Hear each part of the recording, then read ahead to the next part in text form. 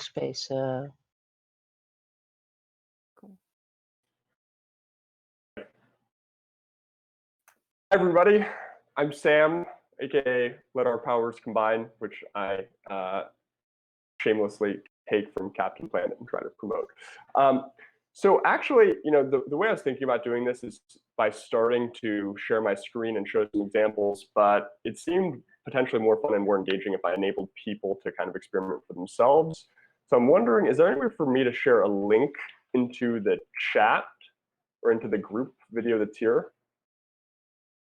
Or I guess I could just share it in the main channel. The Equinox Unconf channel would be the place, I'd say, Sam.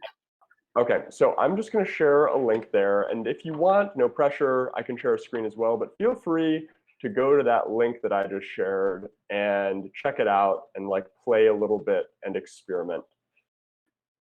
It's not like, don't have high expectations for what you're about to see, and I'll share my screen as well in case that's easier for people. Don't have big expectations for what you're about to see, but where it leads is what's important. Let's see if I can do this.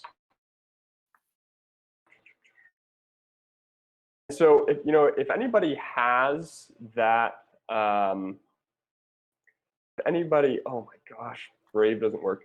Okay, so if anybody has that site up, Situation.Earth, if anybody wants to take a shot at like explaining what it's about and what the purpose of it and like how it even works, like what it all means. Anybody, if you feel motivated, feel free to go ahead.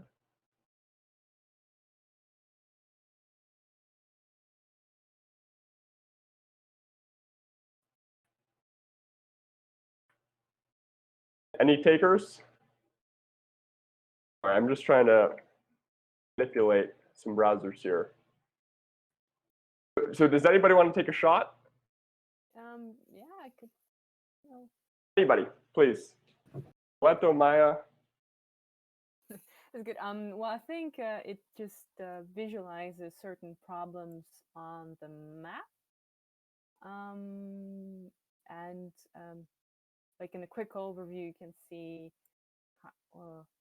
where are the hotspots there that those problems are affecting.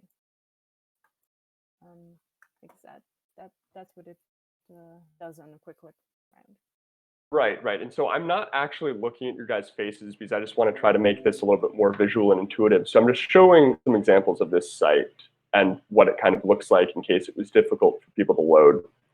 So this is why I said it doesn't look great, right? It kind of looks crappy. It's like kind of looks elementary with colors and visualization, and it looks like this kind of okay thing. So what each of these shaded areas represent is a global environmental challenge. Here we kind of have atmospheric global warming. Here we have Amazon deforestation.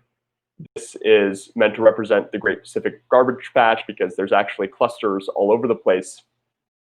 And what these lines for any of these issues represent is actually the causes which are contributing to these environmental challenges. And the thickness of the line represents the weight of the issue. So when it comes to Amazon deforestation, you consider the main products which are creating deforestation, primarily beef and soy production, unsustainable logging, palm oil. Then you can really break it down and look at supply chain data and see, okay, so China imports the majority of beef and soy products and imports the majority of Amazon products in general. US leads the way on importing unsustainable logging products. Some of these European countries are leaders importing the unsustainable palm oil products. So just to kind of start, I'm going to switch back to Discord. I felt it was important to create this to give people a more intuitive sense of where our environmental challenges are really coming from. Because before you can see that, before you can see the really big levers that are at play in driving this, it's kind of hard to figure out how to take action. I think that, unfortunately, it's actually kind of a surveillance capitalist model. I think a lot of the attention and a lot of the startups and a lot of the efforts that are going into the kind of like environmental climate tech space right now, it's like focus on you as an individual and like upload your shopping list and just like take care of you. So there's a kind of a pragmatic thing here where it's a little bit sensitive to talk about. I mean, I personally believe that if you do things in the walls of your abode and nobody sees it, you don't transmit that behavior anywhere, you don't share it in any way, then it's not going to make any kind of difference whatsoever when you're talking about the big levers at play being supply chain level. And as an example of an intervention which could really make a difference, earlier this year you had cities like New York and LA talking about banning unsustainable Amazon products and stopping importing them altogether. Whoever got that effort rolling, whoever connected with local government and got policymakers to start considering this, instead of putting their time into figuring out how they can make sure their says the lowest number possible, they helped cities divest from unsustainable products and from deforestation supply chains. It's just a whole nother lever of impact that we're talking about. And to wrap up my little great with the focus on individuals, it really feels like it's capitalizing just on people's attention to get their data and then sell their data like everything else while making them feel good about environmental impact.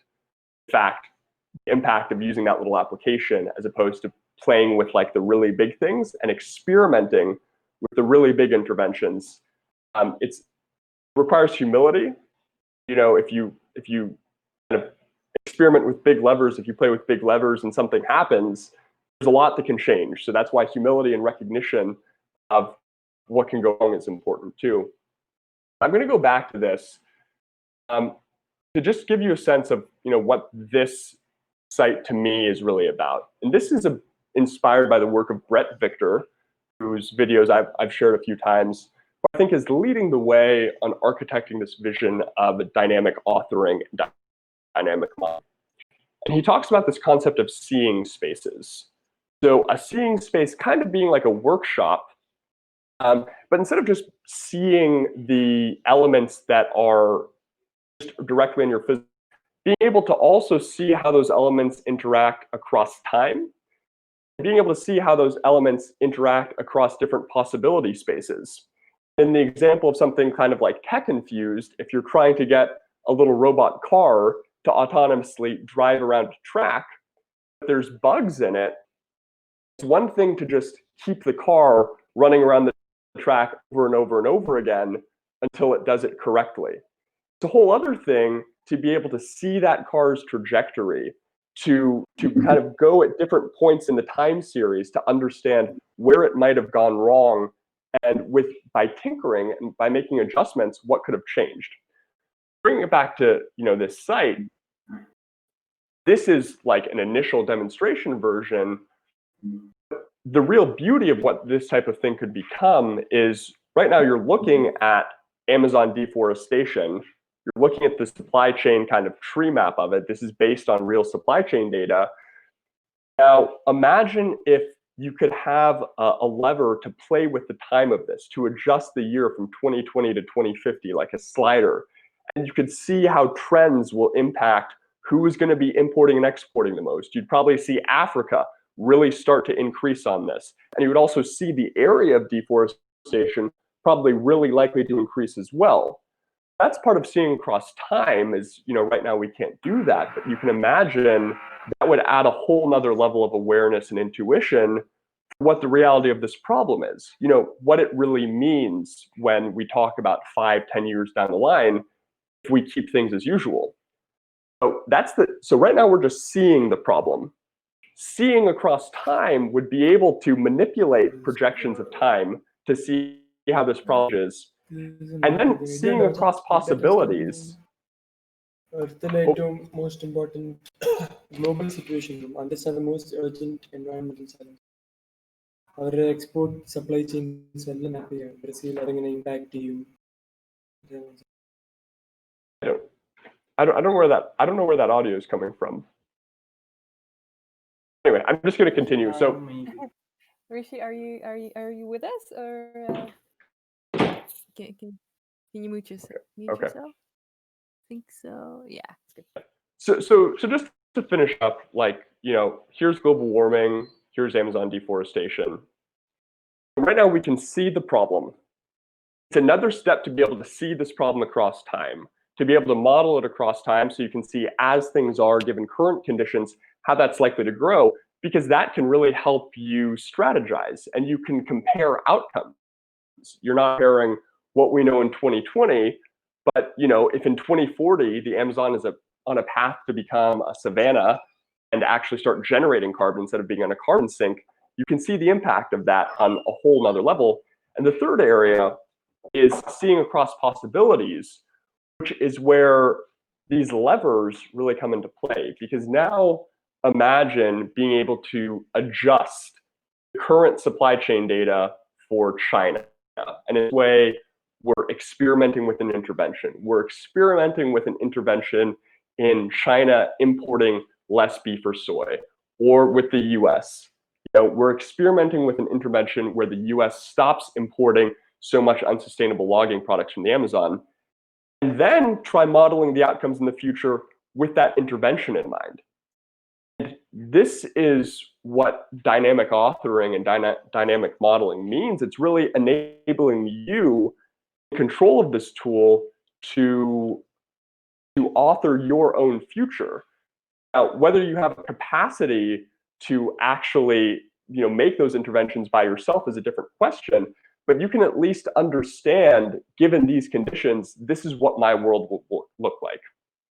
And if I do this, or if people who do have greater levels of power or access or whatever make these changes, this is what the world will look like. And this is not a thing that really exists right now, especially when you think at the community level.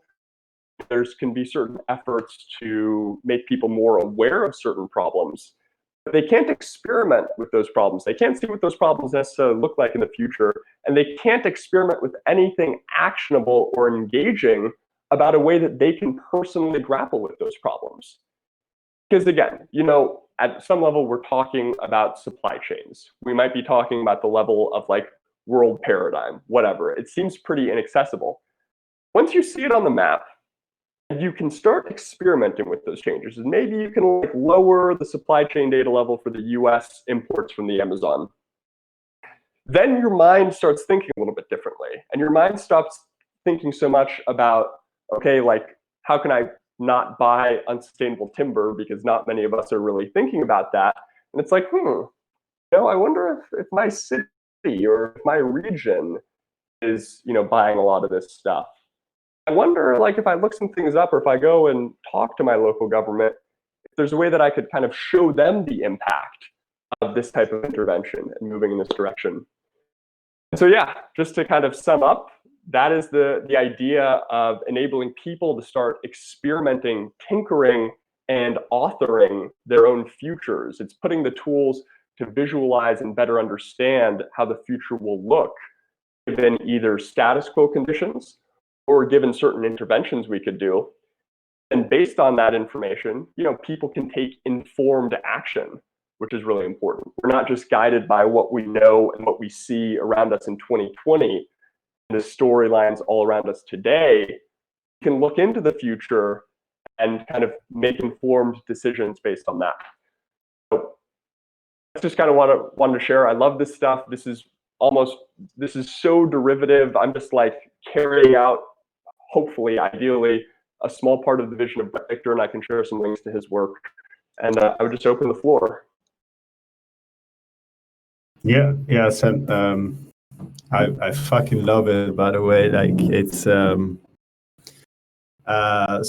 with Odyssey, I'm gonna go through the challenge on the oceans and how we can deal with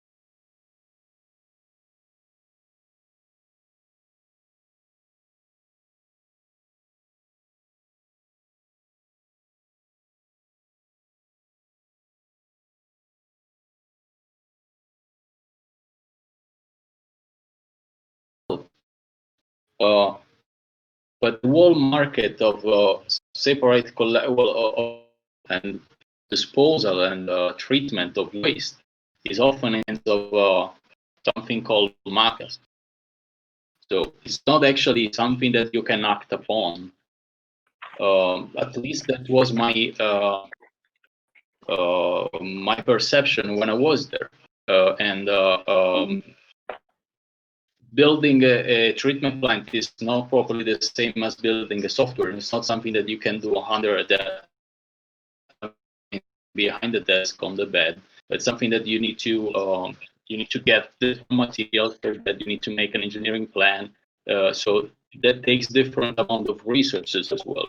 And it's not only that; it's also the hollow ones that you actually have in getting the permits for the district, whatever it is, the jurisdiction that you can actually act on.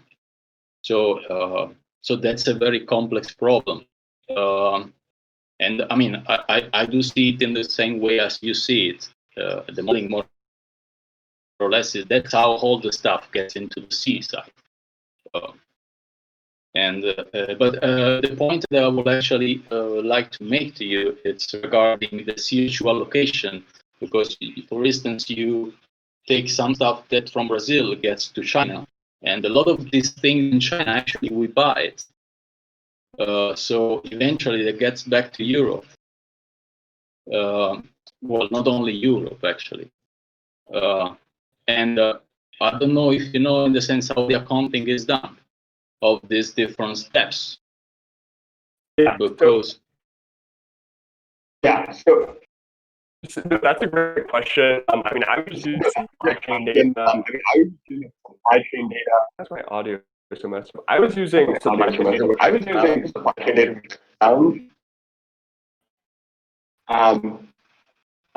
don't know if my audio is messed up for anybody else. I'm just gonna try to power through. So yeah, so this is not like strict data because it's really hard to find really strict data for this. And this is like a demonstration version. I think there are people who do have access to that level of data, but this was based on a tool called OECD, maybe. It's like Organization of Economic Development.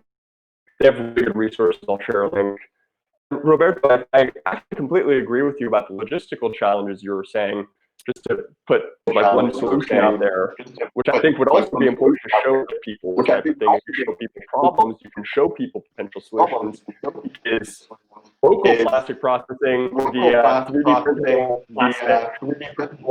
printed techniques. So you can 3D print machines which can recycle plastics and turn them into other methods. And you scale that infrastructure in cities, so you can cut the problem off at the source of it, and also kind of create new local economies. That's a divergent thing, and I'll show you something. you mean the machine about the plastic issue? Yeah, exactly. I agree with you. Yeah, Roberto, can you mute when you don't speak? Because I think it's a double thing is coming from there.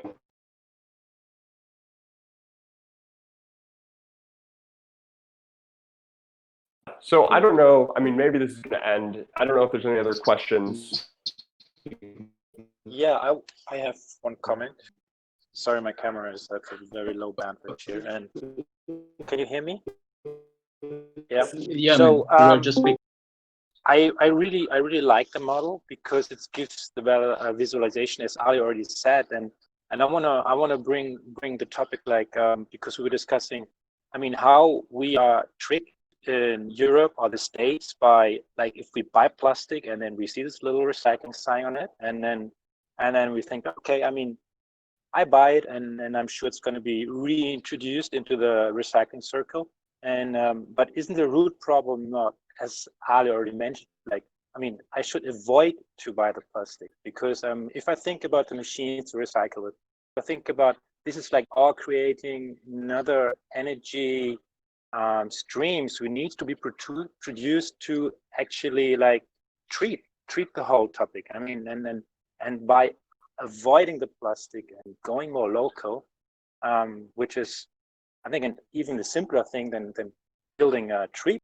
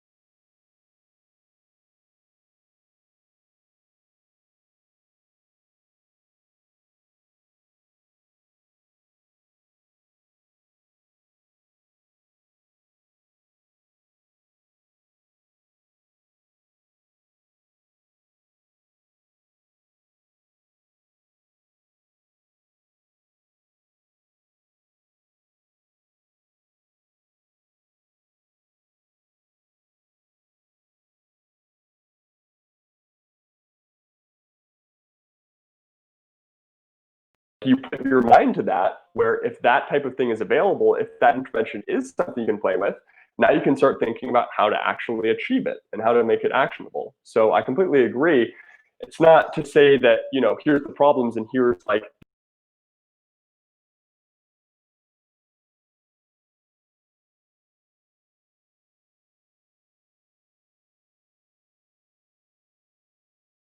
prescriptive or without constraining possibilities and without constraining creativity, but to kind of give a platform for people to explore different types of solutions and to inspire creativity. You can share some of those ideas and some of those possibilities.